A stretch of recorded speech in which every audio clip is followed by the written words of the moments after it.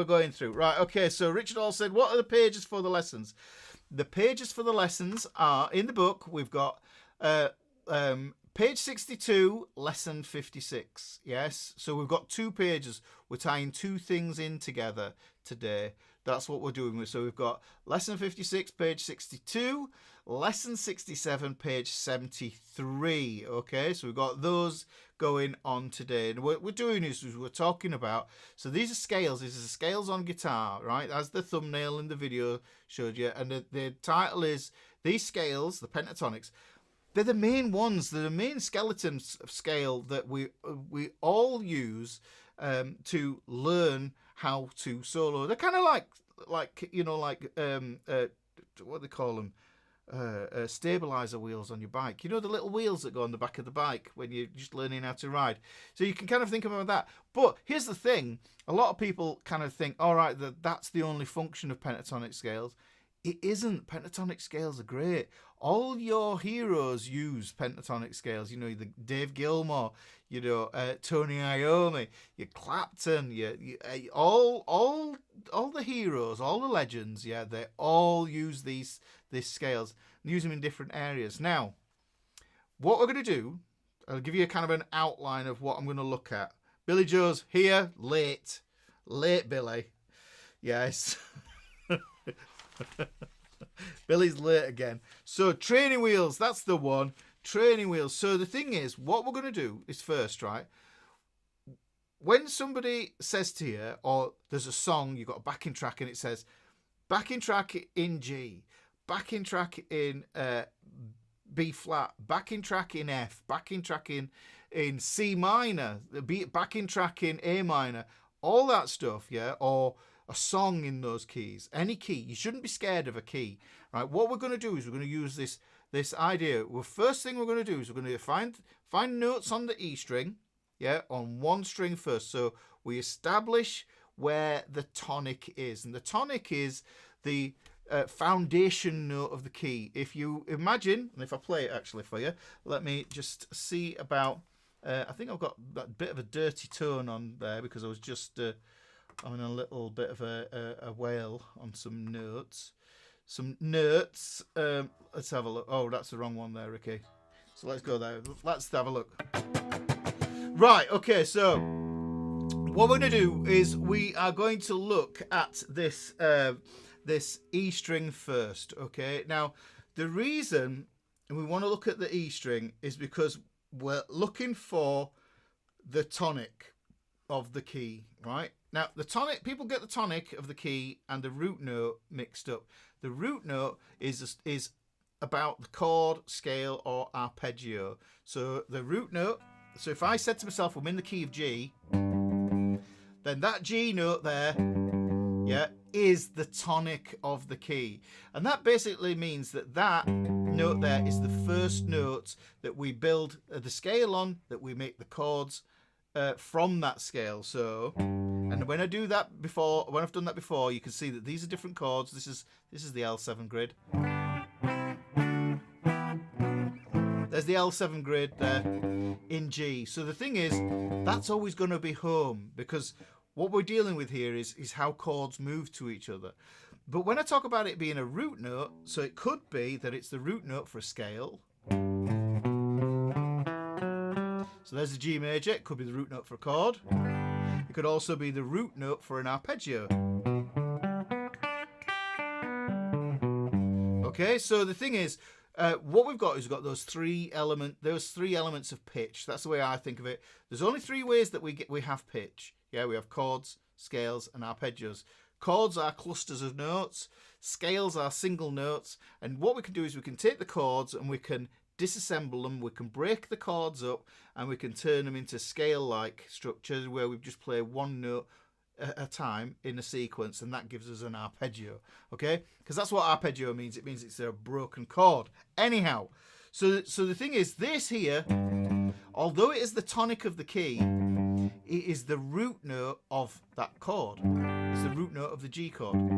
Okay, so it's if I move up here to the second up a whole step from that G, this here isn't the tonic of that key. I'm thinking of this as being the root note of chord 2, this being chord 1 here. That's chord 1, chord 2 would be here, and then, so that's the second chord in the key of G major, right? There's chord 1, chord 2, chord 3, 4, 5, 6, and hopefully you can hear that do, re, mi thing going on. Do, re, mi, fa, sol, la, ti, do. Okay, so what we could do is we can plot out the whole key there, but this is always going to be home. Can you hear it? When I play this now, it's home. That's the tonic. It's the tonic because it's the tone of the key. Tonic, tonic. How can I twist the word to say what it does what it says on the tin? Yes. Okay. Billy, you dropped yourself in it, mate. You announced you could have just snuck in the back there. Nobody would have known, you know. But you had to announce it. But there you go. So look, so that's what we can do now. The thing that we're looking at is if we could use this, we could tie it in with the L7 grid, but I think we want to be able to tie it in with other things as well. So really what we're going to do is we're just going to use the E string to find our tonic. Now if I was going to play it in the key of E major, then I would go like this. I would think, oh well, the open E string is my tonic, yeah? And I could think, that's my home chord, that's chord 1. So not only is the tonic my tonal center for my key, yeah, it's also the root note for my 1 chord, my most important chord. And that's a good way to think about chord 1, whether you're in major or minor. It's like, what's the most important chord in this major or minor tonality? So if you're in the major, then a major 1 chord is going to be the important one. If you're in the minor, then the minor 1 chord is going to be the important one. That kind of ties in with something called the Nashville system. But look, let's not go down that path. So that's going to be chord 1, and that's my tonic. But each of these notes here, up to the 12th fret, before we get into the dusty end of the neck, those all act as those notes. Now it's kind of down to, you know, Pythagoras. What happened was, Pythagoras, we went off in search of esoteric knowledge because these old dudes, these old philosophers and stuff, they weren't just philosophers, were they? They were inventors. Pythagoras himself was like, he was crazy. He had a cult and everything else like that. He killed people and all sorts of stuff. He was a bad man, you know. And he's the triangles guy. You know, it's like, oh, we're teaching that stuff in schools, and it's like, yeah, this crazy guy that came up with it. Yeah, it's convenient. Let's reference the guy. We don't have to mention the dodginess that went on. So essentially, what Pythagoras did is he went and studied with some people called the Chaldeans, and they give him something called the monochord, which was a single-stringed instrument, and they said you can understand the universe by understanding this. Yeah. Now, so this is a while ago that I remember reading about this. So if there's some inaccuracies, it's fine. Don't let the truth get in the way of a good story. So what we can do is, if we think about it, essentially the E string itself is a monochord, a one-stringed instrument. So we have that there. All right. And if we think about it, if we divide the string in 2, then what happens is right at the 12th fret, we get halfway. That's halfway. Look, so if you go from the head nut to the 12th, that's the same distance as from there as it is to the bridge on your guitar as well. So you can see, if you could cut it and fold it over, then you'd have to put new strings on. But you get what I'm saying, though. We'll put that over there. That's what would happen. Now, that's a ratio of 2 to 1, and what Pythagoras did is he just kept on going with these ratios: 3 to 1, 4 to 1, 5 to 1, and then what happened is that essentially the maths determined that there were only 12 tones. There were only 12 pitch notes. Yeah, so there were only 12 notes available to us. And now, if you look at your fretboard and you go 0, 1, 2, 3, 4. Well, you could count 0 as one, because it is 0 does exist as as a thing. So we've got 1, 2, 3, 4, 5, 6, 7, 8, 9, 10, 11, 12. So we've got 12 notes, and then the 12th fret is the repeat of 0, isn't it? So really, we've got those 12 notes there, and that is what we're dealing with. And this is why we have, I think of it as 12 pitches. Now, the thing happened when Guido d'Areto, I think that's how you say it. Guido needed a different way to write music out so the choir boys could learn music quickly. Yeah, and he came up with something called a thin red line, and that gave us pitch on written notation. Yeah, so a little bit of a history lesson, going off a tangent here. So the thing, so what happened then is like, okay, we need other ways of understanding these keys, and then that brought in something. We brought in something a little bit later on where we introduced sharps and flats and those kind of things, right? So long and short is you can take that up to now, and then sometimes let's fast forward right up until jazz, where something became really popular, and that's the cycle of fifths. Yeah, the cycle of fifths, you can go around it and you can do all sorts of crazy things with it. And it's all right, it's good. It works for certain things, but I think it's very much a poster that you need on your wall, and not something that you can really readily use in your head. But the long and short is with the cycle of fifths, then you could start to see how sharps and flats are manifested, and you realise, Victor Wooten said this, that there were 30 keys. Yeah, well, we've only got 12 notes. Yeah, Pythagoras gave us 12 notes, but if we add sharps and flats and keys with no sharps and flats, we end up with 30 keys. 15 major keys, 15 minor keys. All right, okay, so now what we've done is, if we want to think of each of these notes here, tonic notes here. Yeah, this is a tangent I didn't know I was going down. So we've got these 12 notes. Well, how do we fit those 15 into the 12?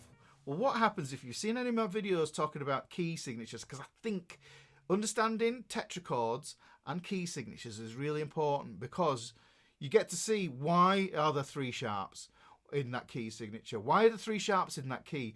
Why are there 2 flats? Why is there this? Why is it composed the way it is? Yeah, and that's really important. But what you'll find is that some of the keys, they don't make any sense when you see them written down, because you end up with altering an E to be double sharp or something. And it ends up being this musical doublespeak that's just really confusing, and you think to yourself, why? Right? When all you need to do is this. So that's a kind of a long kind of long story short of how I came to this way of thinking about the E string. Yes, and I think about the E string as containing all my tonics for every key, for 12 keys. Okay, so key of E. Okay, and I'll go through them one at a time. Key of F, because that's E and F next to each other. Nice and easy. This here, right? Right, now what we've got is, if you think about it, on this dot here we've got G. That's a G. So this note here, that's an F, and this is a G. In between, this can be an F sharp or it can be a G flat. Now, the thing is, when it comes to the key signatures for both of those, they're kind of like, they're both as bad as each other. You know, it's like when you've got 2 kids, right, and they're fighting over a toy, and it's like, well, who's this? Whose toy is it? It's like, you know, and you take it off them, because it's like you're not fighting over it. It's like 6 of one, half a dozen of other. Which one? F sharp or G flat? F sharp makes a bit more sense to me, but when I think sharp keys, I tend to think rock and pop. Yeah. When I think flat keys, I tend to think blues and jazz, because the flat keys happen when other instruments, brass instruments, are introduced. For instance, you know, like trumpets and saxophones and trombones and that sort of stuff. So it's a little bit easier to transpose for the whole band in that kind of context. So I'm being very broad about this. Yeah. So we've got G here. Now this here, there wouldn't be a key of G sharp. There wouldn't be a key of G sharp, because it would just be a monstrosity to look at it on paper, on the clef, with all the extra sharps and everything else like that. So this is one of the keys that Victor Wooten is talking about. Yeah, it is both. theoretically you could do it, but it's ugly. It's an ugly key signature that you know, you're going to have to think about. You're going to go, oh, hang on, that's not really an E double sharp. It's really an F sharp and stuff like that. You don't want to be doing that, okay? Enharmonic equivalents. Yes, indeed, Brian. So we don't want to do that. So here's the easy way. We think of it as A flat. Yeah, because the key signature for A flat, it's very simple. It's very easy to read. You know, the notes are what they say they are, yeah, when they're on the staff. So there's the A. Right, we've got a B here. Then we've got a B flat here. There's no key of A sharp. Yeah, that's one of Victor's 15. So you can see I've already dismissed 2 out of those 15. Then we get to B major, yeah, here, which is a sharp key. Then we've got C, which has no sharps or flats, which is why we like it, because there's no sharps and flats, there's no confusion, and there's no thinking, oh, hang on, that note is on the F, but I've got to think of it as an F sharp because it's in the key signature. Right, okay, so it's a little bit, it's a bit of a way of thinking about it. So we've got this. So we've got that C there. Right, this is a C sharp. Now the thing is, as a major, we're not going to use it as a major. Yeah, so we would think of that as being a D flat. So that would be the key of D flat there. And then we'd have D, and then D sharp. We wouldn't have the key of D sharp. It'd be horrible on the staff. So we wouldn't have the key of D sharp. We would have E flat. So, right, okay. So that ends up being that we have this model that runs on the E string. And we can think of this thing as tonics. This is different from thinking about what the note actually is for chords, scales, and arpeggios. If I play that note there and it's a G sharp, there are occasions where I'm going to get a G sharp chord with a G sharp in it. I'm going to get G sharp scales. I'm going to get G sharp arpeggios. Yes, it will come up. It will come up, but the thing is, not in the way that you think it's going to do. Yeah, not from the perspective of it being keys. So there's 2 ways we're really looking at the note names on the E string here. We're looking at them from being tonic notes, labels. That's all they are, guys. Don't worry too much about it. It's just a label for something, you know. It's like, imagine you went into your kitchen cupboard and somebody had ripped all the labels off your tins. It's like, what you having? Well, you don't know whether you're going to have baked beans or dog food for tea. So what I'm saying is it's a similar way of looking at it this way. So what we have to do is we have to label these in 2 different ways. So we're labeling the notes on the E string as tonics for keys, and we're also going to label them as root notes for chord scales and arpeggios. Okay? Hopefully that makes sense. Why is one good and the other one would be terrible? That I would have to get the some notation paper out and write out those keys and show you how it alters everything, and then you end up with double sharps or double flats, which means, you know, you have to overthink things, and it's just a lot easier. It's just way easier, Marcel. Maybe I should do a video about it. I don't know. That's one of those things. It's one of those anomalies that I find. The circle of fifths makes it a little bit easier, but this thinking of the Victor Wooten way of thinking about 30 keys, 15 majors, 15 minors. Yes, yeah, technically correct, but practically a nightmare. Yeah, because, you know, just reading it's awful. You know, if you're reading the music, it's not the best way around it. So for today, yeah, hopefully that makes sense, guys. Yeah. So we're looking tonic on the E string. We can look at it as that way, or we can look at it as root notes on the E string. So that's the way I'm thinking about it. But today is all about tonics, yeah, because we have 2 things that we want to look at. We want this diatonic keys. We want major and we want minor. Those polar opposites, yeah. Because major sounds cheerful and bright and happy, and minor sounds sad, melancholy, and great for your ballads and things like that. So, so the thing is, right, we take that idea, and what we're going to do is, we're going to pick on some keys. But let me just label them again, because I went up them before. But let me just label them for you, because that's all they are. The labels, nothing to be scared of. Yes. So we've got E. This is the way I think of it. E. F. This one, I'm kind of like, I'm half on it. That's F sharp and G flat because they've got the same number of sharps and flats. Yeah. Okay. So those are the same as far as I'm concerned. If I'm thinking in jazz, yeah, I'm thinking to myself that I could be thinking that's a G flat. Yeah. It depends what I'm thinking. Okay. That's G, A flat, A, B flat, B, C, D flat, D, E flat, and then we go back to E again. So you notice on these upper ones here, apart from this one, I didn't mention sharps at all because those understanding those other tonics there as flat keys just makes a hell of a lot more sense. Okay, so this is the thing. This is the way I think about it. Okay. So now we've established that. Now I know that if I want to play in a key, yeah, then what I need to be able to do is I need to be able to find my box one pattern. Now, when I call it the box one pattern, the way that we've got to understand the major and minor is if you think about C major, for example, yeah. The C major is the notes C, D, E, F, G, A, B. Okay? Notice there was no sharps or flats added to that. And it's just the letters from the alphabet up to G that I've done. I'm starting on a C. C, D, E, F, G, A, B. Okay? Now, if I start on the A, B, C, D, E, F, G, I'm spelling out the minor. Yeah? But the note names haven't changed. There's no sharps or flats been added. It's just still the same notes. But what I've done is I've inverted them. I've mixed them up.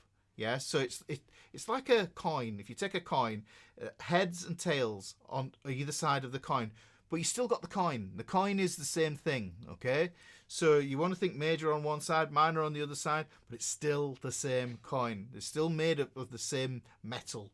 Yeah. It's still made up of the same stuff. Okay, so that's what we want to think about. And I think to myself that with the pentatonic, I did this lesson and I talked about this last week, this hand gesture, wrong hand.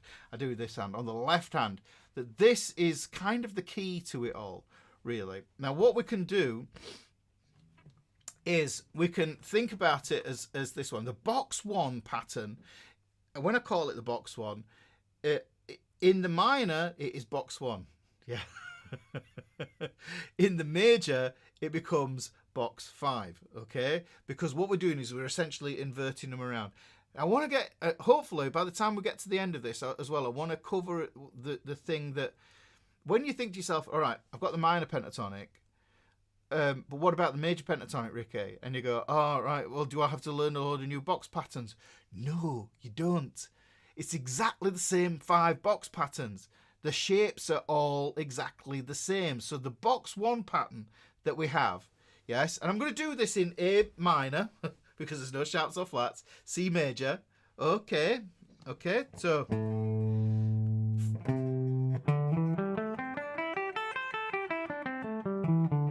this pattern here, let me just zoom in and play that again slowly for you. So we've got this 5, 8 on the E string, 5, 7, 5, 7, 5, 7 on the A, D and G string. Then what we get is we get 5, 8 and 5, 8 on the B and the E string there.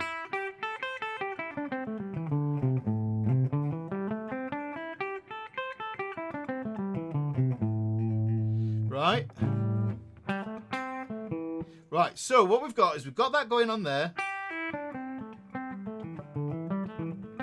That's the pattern. Now, the reason I think this is the good one, because like I said, this is where, that's where all the licks are. All the chuck berries and everything else like that. Yeah, okay. That's where the chuck berries is. I would say, if you're into licks, and I think somebody mentioned this in the fretboard fraternity earlier, that you know, if you want to learn some licks, this is where they all live. These are all coming in that box 1 of the pattern. Right. Now, here we've got this thing that we can look at. Now, the whole thing about this hand of rock was that we can think about this as being the tonic. It's on this index finger here. So this is the tonic for the minor. So this is why this is box 1. This is why this is the tonic for A minor. We could even play the 7/7 grid on this, guys. Look. Yeah.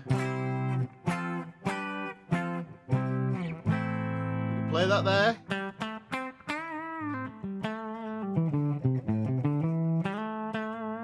Yeah. So I can... And I'm just playing... I played the 7/7 grid. Okay. There. And then... Because that's the 1, then I'm also thinking to myself, well, if I'm associating the 7/7 grid with that, which is, then that is my tonic for my minor. So they're playing in the minor key of A minor. Now, I'll come back to this a little bit later on, but I'll just highlight it. If I use the pinky, however, pinky is the root note, this is the tonic for the major. And I could even look, I could even show you the L7 grid where that lives. Here, look. There's the 7. Those are the minor triads, the minor chords there. So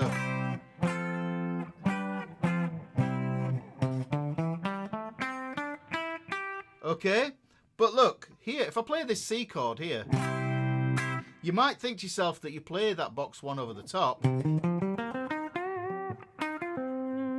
Yeah, but the thing is, you don't. Well, you can do it. It's you're doing something else, but you're not in the key strictly. So we're going from there. So I'm starting in the same pattern. Now the thing is there, guys, that note-wise, the notes that I'm playing are, I've only got 5 notes because this is the pentatonic. Penta, yeah, for 5, tonic, 5 tones. So there's 5 tones in the scale, 5 notes. Okay, so we've got this. 1, 2, 3, 4, 5 there. We've got an A, got a C, got a D, got an E, and got a G. Those are the 5 notes. Now, if I start on this one here as the major pentatonic, here you go. That's a C, D, E, G, A. It's the same notes. They're just inverted. And this is the thing. This is what I want you to think about with it when it comes to major and minor. Yeah, is they are just inversions of each other. They're the same thing. They're just 2 sides of the same coin, like I say. But if I play, this sounds a lot different, doesn't it? If I play this from here. Sounds happy, doesn't it?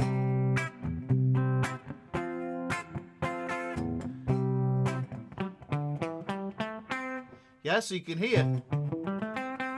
You got that there? Okay. Right, so that takes care of that. But it would be very limiting just to have that one box pattern. Oh, hang on, focusing on the guitars. All right, okay, so it would be very limiting to have just that one box pattern when we know that those notes are everywhere. So look, if I take the A there, this is caged octaves, guys. So this is another lesson in the book. Those are all A's. Yeah, you can find them all over the place, but that's just one note out of those 5. That's the autopsy way of looking at it as well, where you dissect the scale and look at it for what notes it's made of, well, what the intervals are within that note, in that key. But what we could do is we can shift this up. And I think this actually comes to the point where I probably need to get the old pen and paper out. And let's have a look at this. Yeah, let's have a look at it with the pen and paper.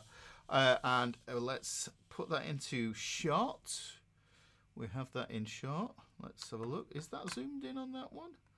Are we zoomed in? Oh, we are a bit zoomed in on that. Okay, right. That's a bit better. I thought that looks a bit close up. Let me just turn that off there. Now, what I'm going to do is I'm going to show you this again. So we are assuming, we're looking at this, and we're assuming that this here, there's lots of frets on here, but I just want to show you how this works. We're going to look at this one here. We're going to assume that this is the root note, and I'm going to put this, I'm going to make it look like a tadpole to show you that that's the root note. So look at that. That's going to be the root. I'm going to put that there. Okay, so we've got the root. What I'm going to do is I'm just going to quickly plot out. This is the minor pentatonic, right? And these are the 5, and these are these are the 5. These are the caged box patterns, yeah, because there's 5 of them caged. What's gone on there? Right, so we've got the 5 cage boxes there. So let's have a look at that there. We've got this one here. So those are the root notes. Notice that's the E-shaped octave there. Just so I know where my root notes are, I need to know where my root notes are. And we're going to do this in A minor as well. Right, because that means I could put a fret number to it. So you can see there, that's 5, right? Okay, so what I'm going to do is I'm going to go up here and I put this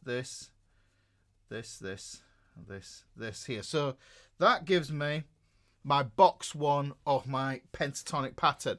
Now, the thing I don't like about this, is that it's a lot. If you're a beginner and you're trying to get through all of these and you think to yourself, there's a lot for me to remember there. What you need to do is you need to chunk it down, because how do you eat an elephant? You break it up into, cut it up into small chunks. That's what you do. So let's have a look at this. We'll do this. So the easiest way for me to show you this is this is in the book as well. So this is page 73, lesson 67. This is where we take this big pattern that goes over 6 strings and we break it up, because what we want to do is we want to be able to find these little patterns reliably and be able to utilize them with logic and common sense. We want to be able to manipulate the notes when we're building phrases. So here's how I see it. Okay, what we do is we've got these, what I call the 3 and 2 method. So this is the 3 and 2 method. Yeah, so it's 3s and 2s, right, for understanding these strings. So if you look at that, what you can see is the distance between this is between the 5th and the 7th fret, yeah? So 5, 6, 7, you see? So it goes over 2 frets. Whereas these strings here on the E, B, and the other thin E string here, that goes up 1, 2, 3 frets. So we get a minor 3rd distance here, we get a major 2nd distance here. So you can think of it in frets. It doesn't really matter. So you can think of it in how you play it with your fingers. You know, you might play that as finger 1, finger 3. You might play that as finger 1, finger 2. You might play that as finger 1, finger 4. You might play that as finger 1, finger 3. It's completely up to you, because your hands are different. Your hands aren't my hands. But what I want you to see here is how this pattern forms. So these ones here, I like to look at these. Now, I did a lesson a while ago where I talked about the guitar being a 5-stringed instrument, and this is where that comes in. The E strings are just basically repeats of each other. So whatever happens on this E string is going to happen on this E string over here. So look at that pattern there. But what I want you to see is I see 2 distinct patterns. I see this group of 3 here, and I see this group of 2 here. So this is the group of 3, this is the group of 2. This is basically, if I had a 7-string guitar and there was a B string next to it there, then you could see that that would be the same as that. There would, it would be exactly the same pattern. So what we're looking at is for this pattern and how it repeats itself. So that's how we look at that. But here's the critical thing with it, guys, that you need to understand is where that note is there, that's the tonic for the key. Okay? So we've got this here. So we've got the 3 and the 2 there. Right. Okay. Now what happens is, that's great, but I want to show you how we work out these notes. What I can do is I can carry these notes out. And remember that I said A minor, pentatonic. What happens is we get an A, a C, a D, an E, and a G. These notes repeat. The easy way to get your head around this, square and rectangle, all the same idea. Yeah, you can. It's whatever makes sense to you. You could call it. You could call it. I don't know, bacon sandwich and a pancake. You could, as long as it makes sense to you. It doesn't matter what you call it. Yeah, it's all a visual thing. It's all about patterns. That's the thing about guitar. It's all about seeing these patterns where they recur. Now the thing is that this is here, but it's just that. That's all it is. So what we've got to do is we've got to work out how to find that. Now the cool thing is the back end of this, because if you remember, that way is towards the head of the guitar, and this way is towards the bridge. Okay, so this is going higher, this is going lower. Okay, so the lower notes, notice there are 2 notes per string, so 2 notes on each string. If we take the higher notes that are going towards the bridge, yeah, you can see that pattern there. What I'm going to do is I'm going to take that pattern and I'm going to repeat it here. That's fret 8. So I'm just going to put fret 8 here and take that dot. Notice there are 3 in a row there. So take those 3 in a row and I put that circle in there. You see, I'm just replicating that pattern there, then I'm coming down here. It's almost like drawing an old castle wall or something like that.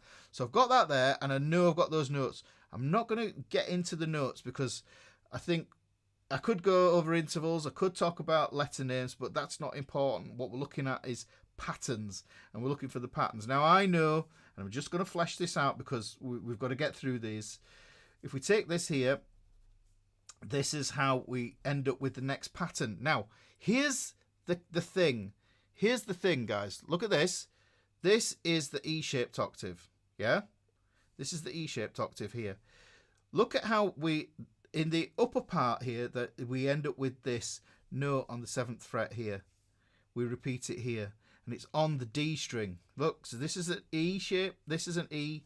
This is an E here. This is on the D string. So what happens is we get that octave shifts over. So this is the A for the tonic. So we always need to know where the tonic is for the root note, where the root note is if we're playing in A minor here. Okay? Now, what happens is we've got this kink in the tuning that we need to compensate. You know where it goes a little bit wonky? It goes a bit wonky in between here, in between the G and the B string. So we need to compensate for that every time we go through that. Right, but here's the thing. Yeah, I'm going to look at this. I'm going to show you where this group of 3 lives. So I called this it could be whatever you want to call it, bacon sandwich. But there's the group of 3 again. Notice where that root note is. Yeah, that tonic is. It's just there, isn't it? It's in the middle. You've got this group of 3, and in the higher pitched group of notes there, the middle one is the root note. Look, it's just gone off on it slipped off because the tuning goes up a half step when we kind of cross over from the G to the B string. Everything just shifts up. It has to compensate. Now, like I said before, anything that happens on this thin E string, it's going to be mirrored on the thick E string here. But what's beautiful is look, watch this pattern here. Look at this. See how this is reproduced here. Look, it just reproduces itself here. So you can see it's a really easy way to understand this. You just need to be able to use your caged octaves to help you to find your way around. So I know that's the big square, but this isn't going to be a square, is it? Look, you have to kind of, you know, meld your mind into whatever shape that is going to be called. There'll be some proper name for it. You know, we could discuss rhomboids or whether it's a trapezoid or whatever. But the main thing is that you understand that this has basically shifted there. Now, just by using these 2 here, let me just quickly jump on the guitar, because what I can do is I can demonstrate why this is useful, because it's all well me showing you it like this, but I need to demonstrate it to you as well. So let's look at those. We called that, this is the 3. And let me zoom in on that as well.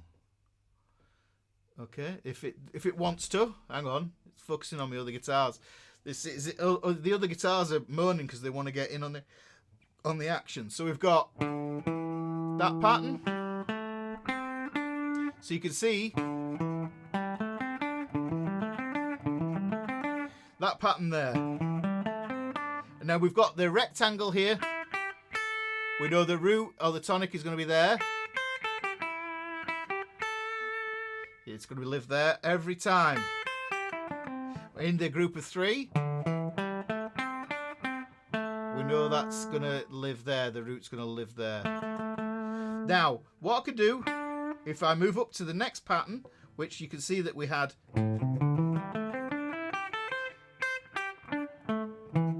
That's where those notes are there. Parallelogram. Parallelogram. We'll have that. We'll go with that. We'll call it a parallelogram, if you can say it. Yeah, so that's that repeat. And now that there. I can see there I've got my rectangle. Now listen to that, and if I play it here, you can hear I'm getting the same thing, so this means you can recycle all your licks.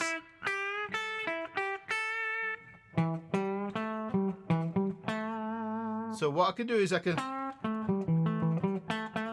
anything I would play here in that Chuck Berry zone that I called it earlier on. Yeah?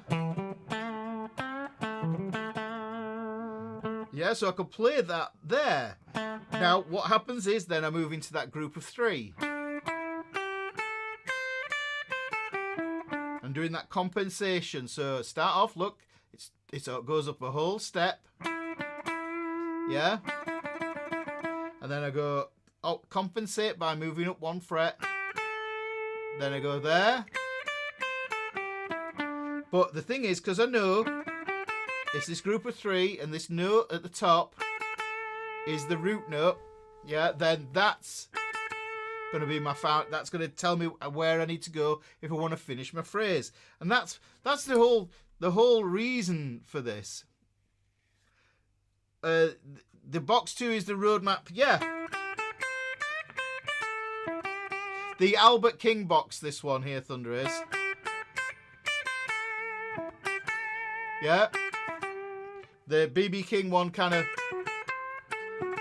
lives a little bit higher, and you've got to add in part of box 3 as well. So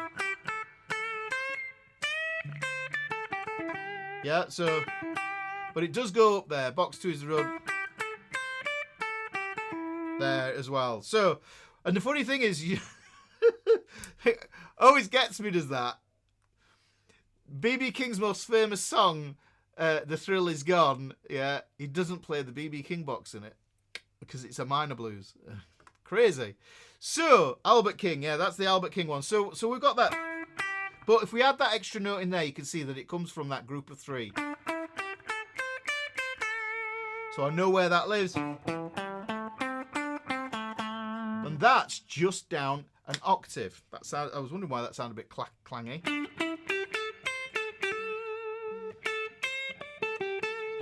Yeah. Born under a bad sign. No, it's easy to get your kings mixed up. The 3 kings. A BB King, Freddie King, and Albert King. Yeah, so you got that? Same lick. Yeah? Now, if you wanted to, you could be super lazy and just use fingers 1 and 3 for that. Look, watch. There's that group of 3. Move up into the box 2 pattern.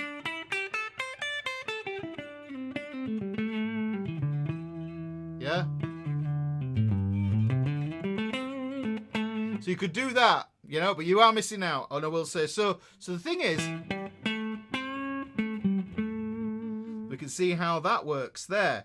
Now, that's not the only place that this is going to work. So let me just move back to the paper and pen. So let's have a look. King is at the top. ZZ top. Yes, ZZ top. All blues in that. So what we're going to do is we're going to do the same thing here. And we can see that this was fret 10. So what we're going to do is we're going to transfer the upper notes of the box pattern. So we're going to call this box 1. This is box 2. So we're going to transfer this now, and we're going to put it. I'll put it up here. So you see, we've got 3 in a row. We've got 1 that goes back, and then 2 next to each other. So go 3 in a row there. 1 that goes back. This one is here, and it's got a root note around it. And then I'm going to move this one over here. So you see, I've basically taken that part of the pattern there, just this part, and I've transferred it up there. I could write this out all on, one in one neck.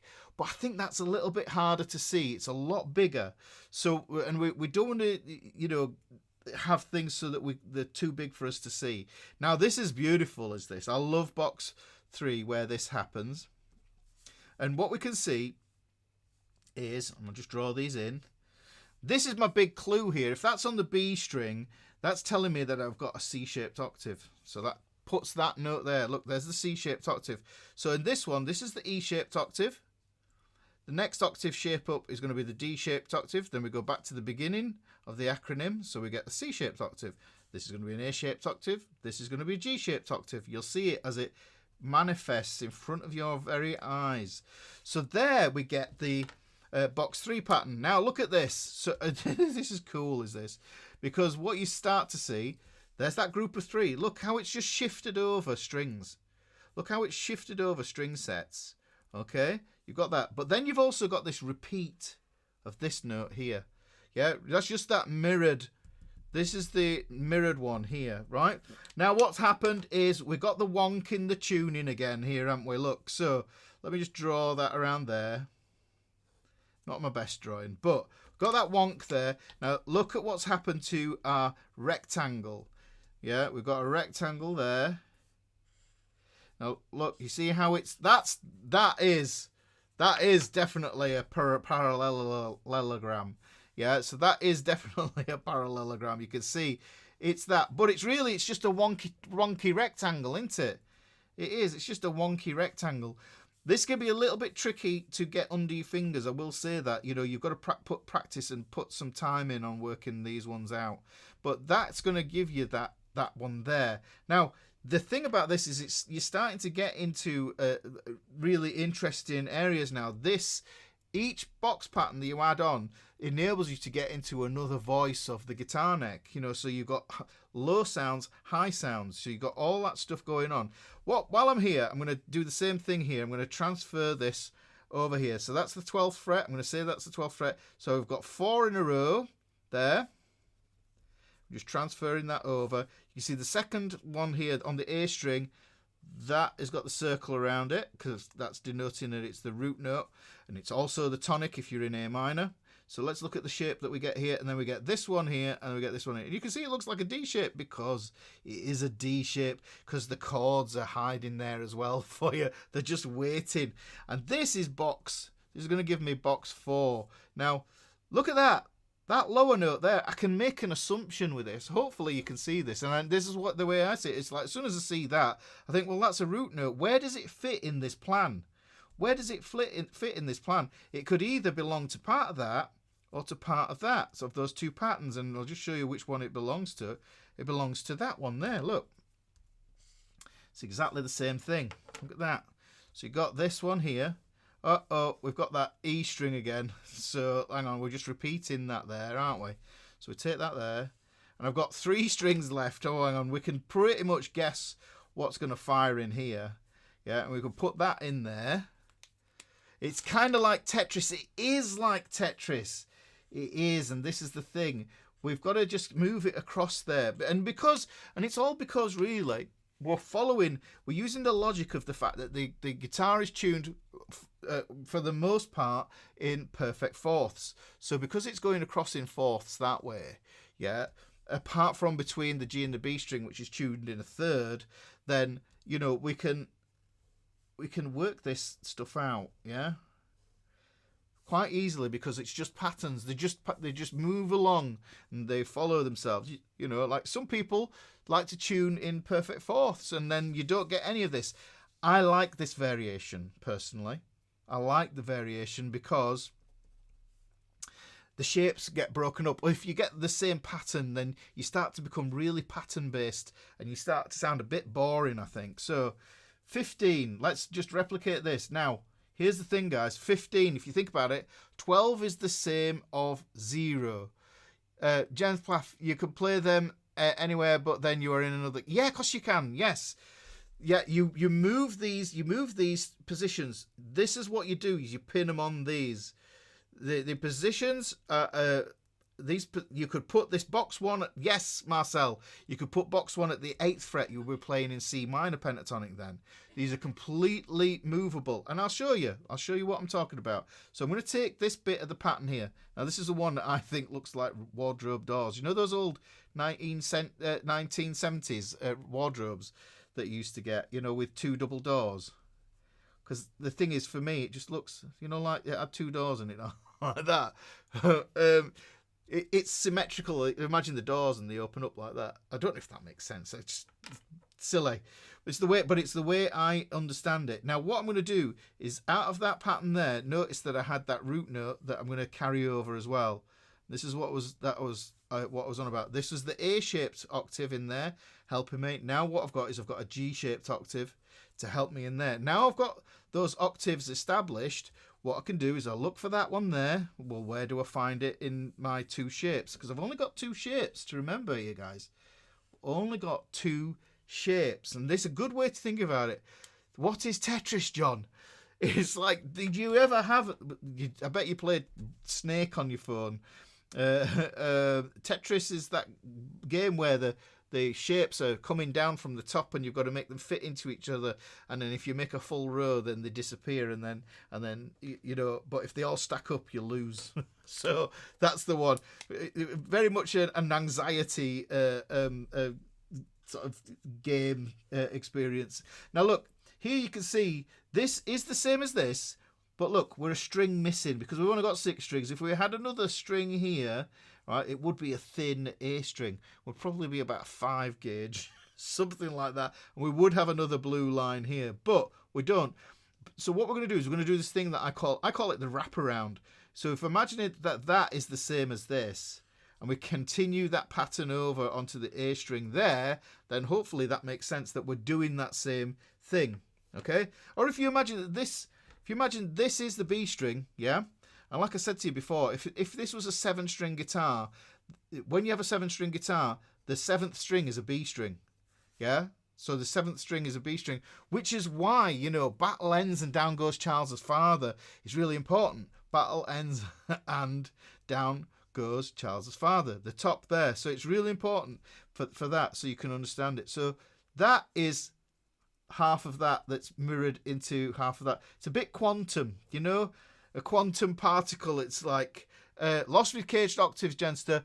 There's a whole lesson on caged octaves. You pull the caged octaves out of your 5 cowboy chord caged shapes, long and short: C shape, A shape, G shape, E shape, and D shape. You know, so this is probably the easiest way around this. Now, the thing is, I could say that this is 15, but equally, I could say that this is fret 3 as well, right?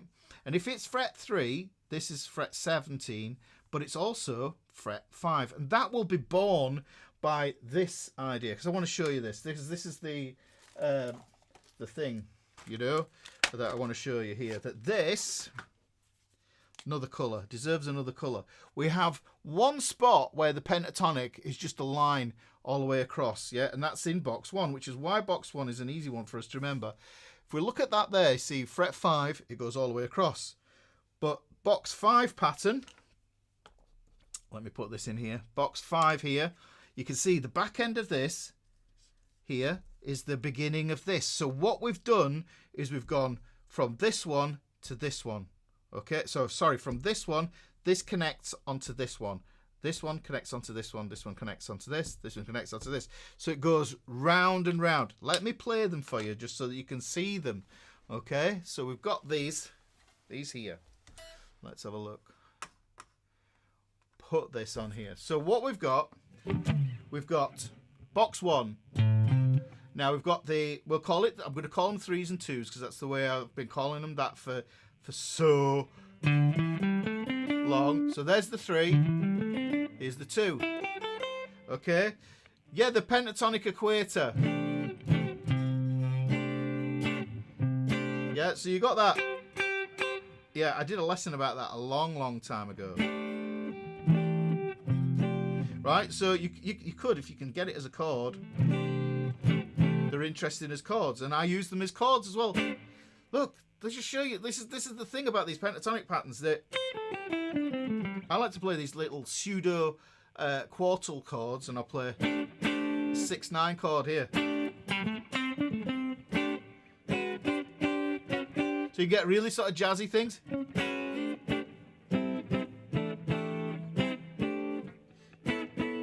Oh, wrong one. It was... What am I doing? What are you doing, Ricky? It is this one. No, it isn't. Where's it gone? Oh, it's there. That's the one I'm thinking. Yeah, so... Where am I? Here? Oh, hang on. I'm getting a flat 5 in there. So you got that one there. So we'll put those in there, and that's kind of a... You start end up doing something that's a little bit Robin Ford, you know? So you can kind of get... Let me just see if I can get a bit more tone on this. That's what it is.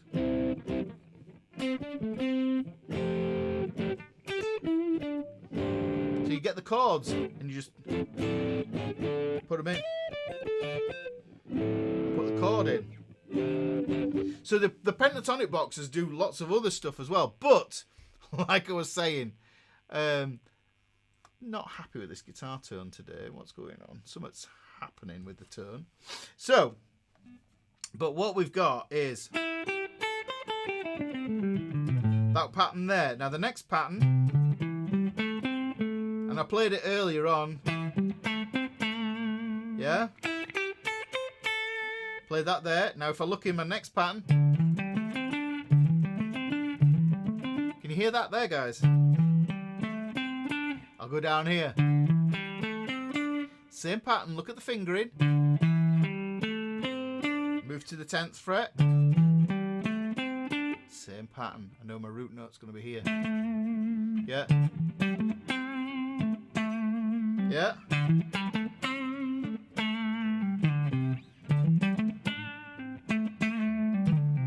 Yeah, so I can pick out all these. It helps me to phrase because I'm not using anything too technical really. I'm just reusing things over and over again. And the cool thing is, because I know where that is, it just makes life a lot easier.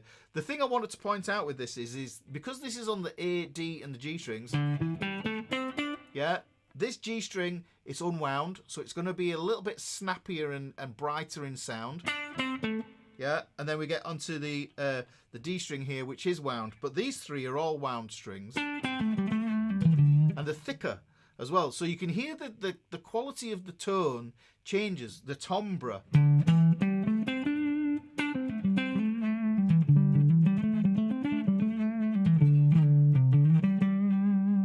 Yeah. Dave says, who and why decided the numbering of the boxes? Because there's 5 of them. You get a box for each note of the pentatonic, essentially, if you want to think about it in that way. Yeah, so you just start, and look, this one starts on the A. This one starts on the C. This one starts on the D. This one starts on the E. This one starts on the G.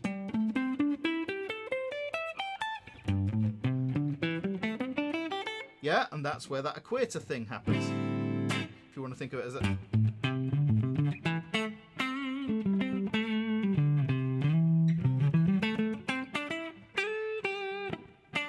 Yeah. So that's there. So you're just connecting those up there, but each one of those, you could think of them as belonging to each of the notes if you wanted to. I particularly wouldn't do that myself. But box 1 is E shape. Yes, so now, and then Patrick's just said there that, yeah, box 1 is the E shape. But when we switch to the major tonality, it changes. So I just want to put that, I'm putting that in there. Still picture, thank you very much for the super chat. Thank you. It changes because what happens is the note that we focus on, the tonal center of the pattern changes. Yes, it moves. Yeah, we could start in a different spot.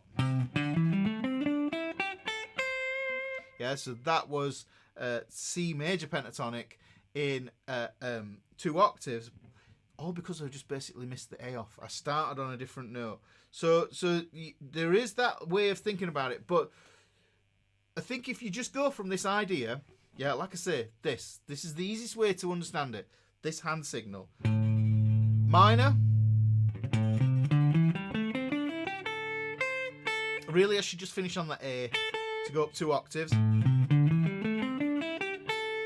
But if I start on the pink A, it becomes major. And you can hear it lift. But why not start numbering in from the C? Because if you put it on the C, then that's the only place that these 5 patterns would live. This is a movable system. And I'll just show you what I mean, Dave, because I think I know what you mean here.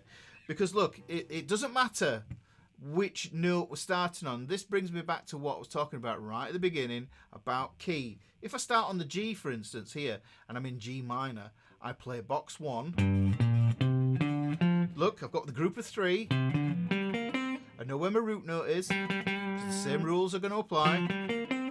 Here's my rectangle. I know the root's going to be here. The tonic changes, and the where I'm finding the tonic is on the E string. So look, say it was F sharp minor.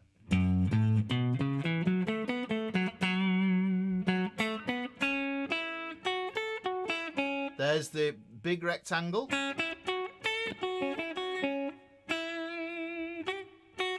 Right, so that puts that there. That means box 2. That was box 1. Box 2. Okay, box 3. The root note's always going to be in the same thing. But what it is instead of having 5 boxes that are unwieldy, within the boxes you have these smaller structures, these 3 and 2 structures that help you to know where your root note is, because that's important when it comes to phrasing. Yeah, and the thing is, personally, I think, and I'll just scoot over to the diagram. Yeah, I think box 1 and box 4 complement each other wonderfully, because this one here, it looks like. Do you know, Emza, you're kind of right. It's almost like a mental key capo, if you want to think about it in that way. So this box 1 and box 4, they're far enough apart to be contrasting, okay? Okay? They're far enough to be contrasted. And when I play those, I'm going to go back to the A minor here. So look. And then I go up here. That is the big rectangle.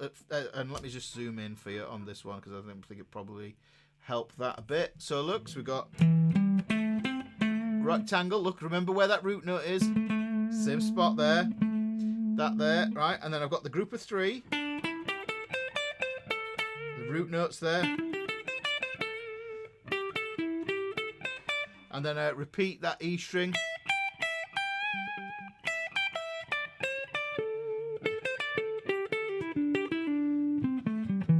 So look at that. So that one's there. Now the reason I like this is I like to move from that voice there to this voice here. So if I play something down here,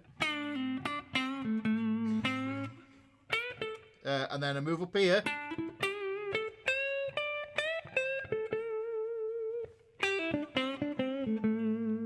I've got a high voice and I've got a low voice to give me the contrast that I need. Don't worry, Sean. Yeah, so fill in those last boxes. We've got these ones here, so that's what we've got there, those boxes there. So, and what I said was, we got to this one, didn't I? So this is the C-shaped octave. That's where my root notes are. Look. And so that's where I'm playing.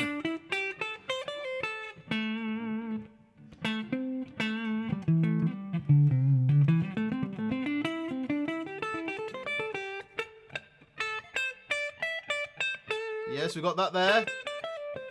So this is box 3 here, and then we've got that. Remember that rectangle? We end up with that. Listen to this. Listen to it here. Same thing. Same notes.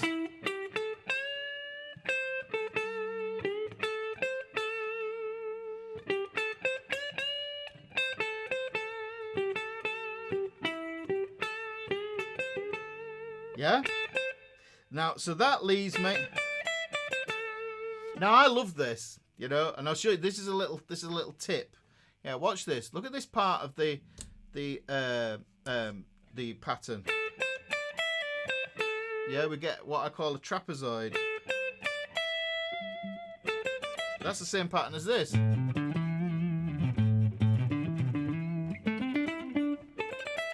So string pairs come into this as well. So if you play C minor, box 1 starts on the 8th fret. Yes. Yeah, so if I play that.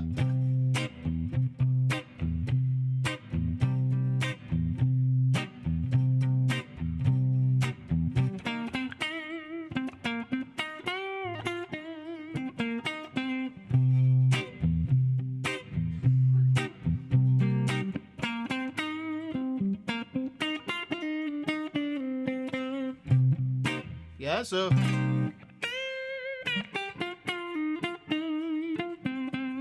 yeah, so we got now. If that's box 1 there, box 5 lives below it, and that's the symmetrical one that looks like the wardrobe doors. Yeah, so we've got to be able to join that on because that's where that line of notes just goes across 1 fret there. So I go.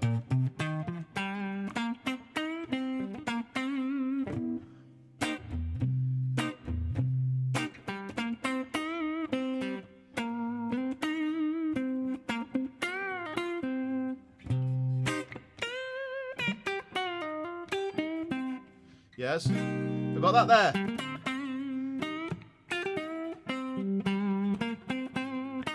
Yeah, so we've got that there.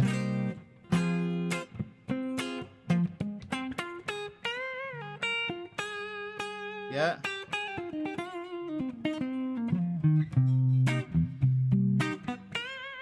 Yeah. Yeah, and then.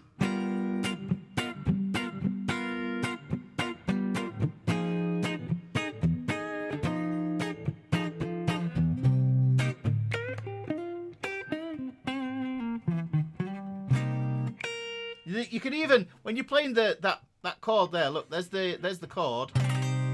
I picture the box 1 underneath there, and I could even use the pin key to decorate it using the notes from the pentatonic scale. Look, I'm going to use the pin key to get these notes. Yeah, so play that.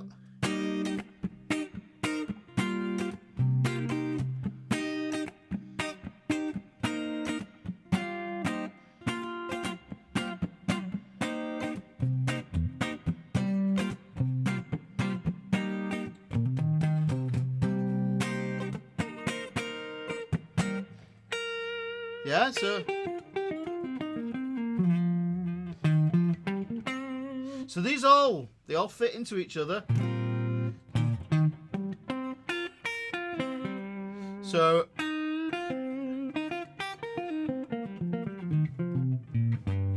there, look down here.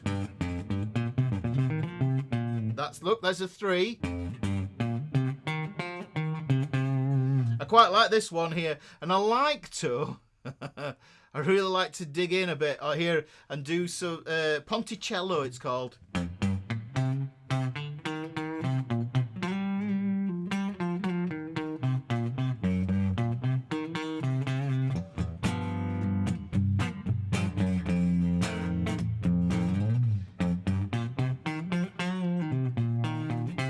So you can see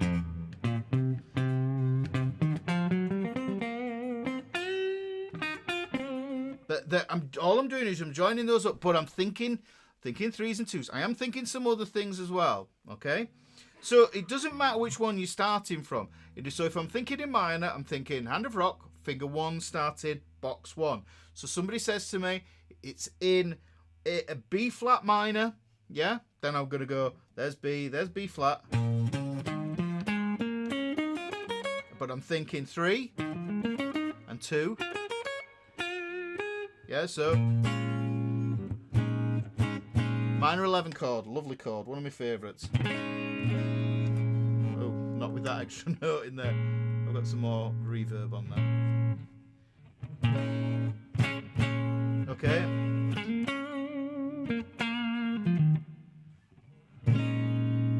So I can hear that's a know that that's where I'm at, because that's a 3, and I know that that 3 joins up to this 3, and I know that the root lives there.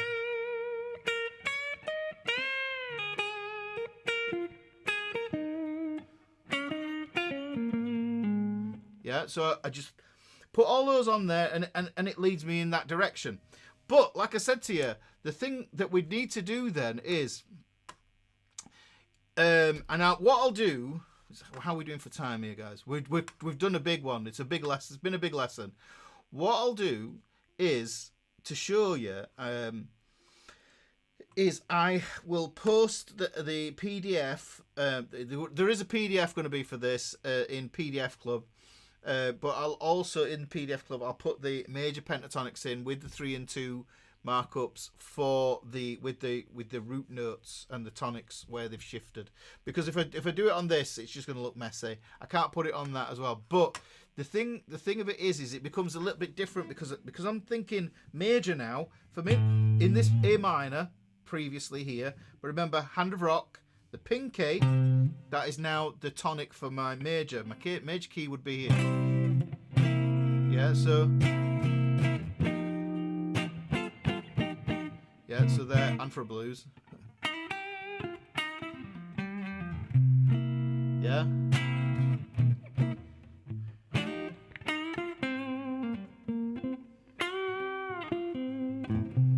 Yeah, so chord 4, play it.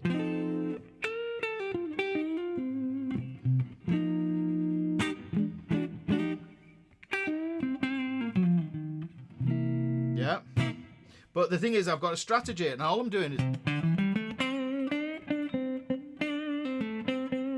So I could play that there, and it gives me just something else. Because part of the thing is as well, is being able to blend majors and minors together in the same position. There is a lesson in that where we just use, in the book, where we just use 3 strings to do that. There's just, I wanted you to see in miniature how superimposing major and minor over the top of each other gives you this hybrid scale approach that you can use that just automatically opens it up so that you can switch your phrasing from being this, you know. So if I went let's have a look. I'm going to play an A7 here. Now I can play A minor pentatonic over that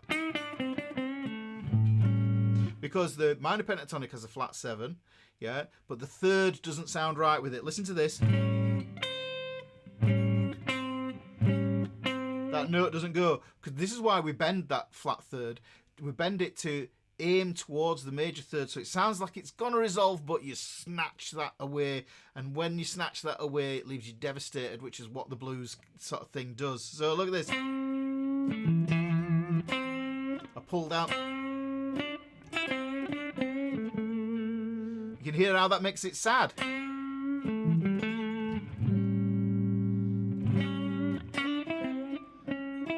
But what I can also do then is put the major on top.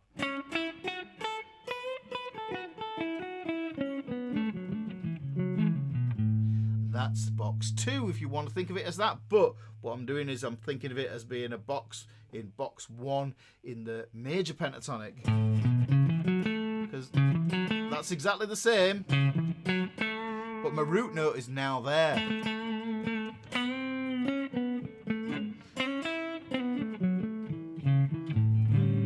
Can you hear how that's a little bit different than the minor, which is sad?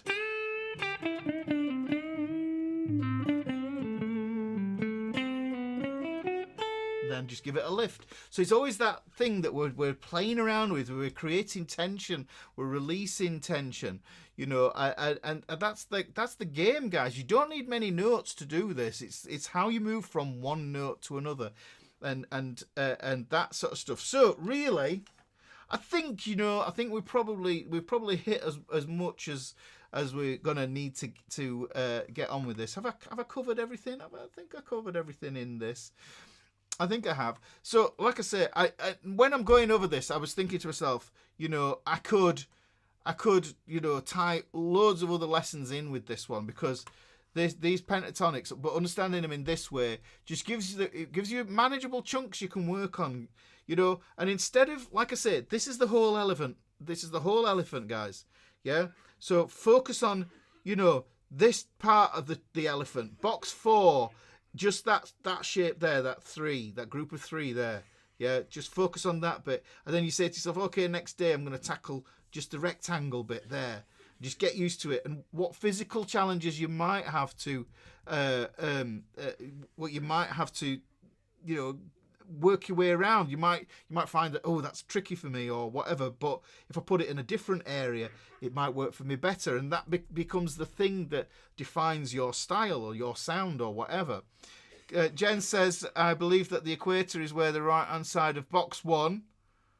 Yes. Yeah, right. If we're looking at it from that perspective, yeah, but hang on, if I did the guitar, right hand side of box 1, let me just switch over, right hand side of box 1, yes, here, meets up with the left-hand side of box 5. Yes, exactly. So this one here, okay. But Winston, you're saying that this is this time. You see how Cage ties in with this as well. Oh, thank you very much, Red Walrus. Appreciate that. I appreciate that very, very much. Thank you very much. I think that's the thing. Like I say, if you haven't got the book, then you might need to get the book, because there's loads of stuff like this in the book, and it all connects. Like I say, these weekly lessons that are from the book, they take the basic lesson that I did, and then it expands on it and connects it to other things within the book, so that you get this big, broader knowledge, and you'll be able to connect these things, and you start to think to yourself, oh, hang on, I could do this over that chord, or that chord can change to be like this, and it's a big jigsaw that we're all putting together, and then that just all helps. And then next thing you know, you think, okay, Ricky said my pentatonic was my skeleton. Well, let's add some extra notes. What about some outside sounds? He's talking about tension and release. Okay, well, how do we do that? It's all in the book. I talk about it all in the book. So, what time is my show on Saturday? Maria says. Maria, the show is 5 p.m. UK time. I'm going to come online. I'm going to come on for a few hours. I don't know.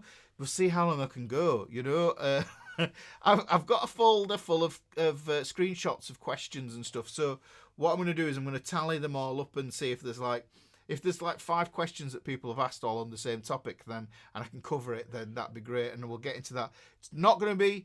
It might be lessons from the book, might not be lessons from the book. It might be something completely not in the book. So it will be topics outside of what we've been talking about in this. I think Patrick might have mentioned, or somebody mentioned, will there be PDFs for it? If it's something that I draw out in the session and then I can scan it and then upload it to PDF Club, then I will do, you know, as well. So that's the thing. And Cabot, yeah, the book is a trove of wisdom. Thank you very much, Sean. Yes, thank you very much, Shane, as well. So, Billy Joe, thank you. So it'd be great to see a lot of you there on Saturday. There is in the fretboard fraternity, we have a timer that tells you when things are happening now in the top, in the events diary. So you'll have a look at that if you're not sure what time it is. Then just join the fretboard fraternity. It's free, guys. It's free. It's there for you. Oh, thank you, Marcel. Thank you very much. Thank you for a great lesson. Thank you very much for the gift, and thank you very much for the birthday wishes as well. I appreciate it. Pentatonic Bliss. Yes, Roy. That's the one. See you Saturday. Okay, that'd be great. It's going to be. Hopefully, it'll be a good night. It'll be a bit more relaxed. It's just like a bit more off the cuff, not as planned as these Wednesdays are. So we'll see where it takes us. We don't know. Hopefully, it'll be a bit fun. It'll always be fun. I'll always find it fun. So there is that. Join the Fretboard Fraternity. It's free. It's free, guys. It's and it's ad free, and it's big tech free, and just, and it's politics free, and it's it's just, we just do guitars and music. You can share YouTube videos of bands that you love and inspiring you, that you're listening to at the moment, or whatever. Who is it that you saw that you thought, oh, hang on, I want to play guitar, and you post that in there, and next thing you know, there's a conversation about it. It's great. I love it. Absolutely love it to bits. And like I say, the whole of my birthday week, because I can't share cake with you, what I'm going to do is I'm going to give you a discount for PDF Club. If you want to get into PDF Club, then here's what you do. You go to rickysguitar.com /get PDF Club. Go there, have a look, see what you think, and yeah, have a look at that, see what you think, and if you want a discount, then if you, I think Kerry might have, Mrs. Ricky, have you posted the discount in the chat here? Did you? You could, if you could do that again, that would be great. Just at the end of this, what Al says, what are the plans for the guitar lesson marathon? You say the guitar lesson marathon. I'm thinking to myself, I think I might do 3 hours, maybe 3-4 hours, maybe. I don't know. I will see. We'll see, Al. But I know we've been having a chat about some stuff and about having some guests and stuff like that. But that's something I think would be worth planning. I think a bit deeper and like announcing a bit more. Instead of kind of like a bit more organised, a bit more meaningful. I think we'd do that. I think that'd be really, really good to do that, because I've got some podcasts. I've got podcasts for 2025. That's what I want to do. I've got all the gear now. So, just got to learn how to use it. So, there's that. And, yeah, so join PDF Club. And I think that just about covers it. Thank you, Jeffrey. You learned so much. I'm going to get the book. Oh, well, thank you. Appreciate that. Who wants to be a Rick star? Yeah, so, yeah, there you go. Birthday boy. Oh, Mrs. Ricky, you've done that as 2 words there. I think, is it birthday boy, all one word? Oh, my pen's gone flying down there. So, yeah, so I will, birthday boy. Yeah, that's the code. Sorry, code has no space. It's all caps. You put that in there and you get £20 off. And that's the one. Yeah, give the video a like and all that stuff. Right, all that remains for me to say is, guys, have fun with this stuff. Remember, 26-hour marathon sessions. As if go 4 hours without needing a kip. So let's have a look. We'll see. We'll see, Brian. We'll see how long I can do. Yeah, I'm not a spring chicken anymore, as is now evident by today. That PDF Club thing is valid. That code is valid for 7 days. So Kerry's put some stuff about that in there as well. So yeah, I'm gonna say goodbye, but I'm also going to remind you.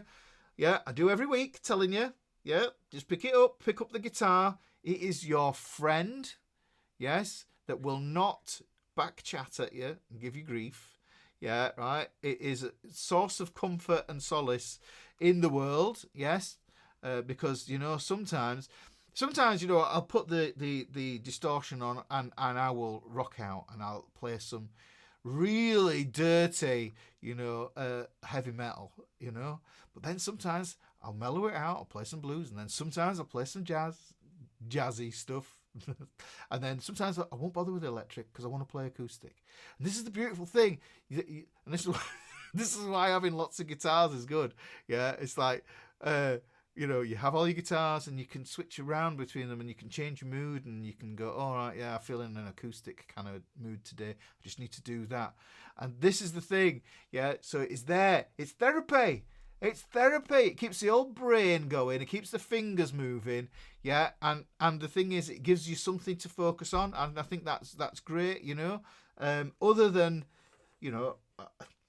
I tell you something. The 36 years of teaching, a lot of adults, thousands of adults have come through my guitar teaching practice, and a lot of them, it's just to have a different headspace. It's just.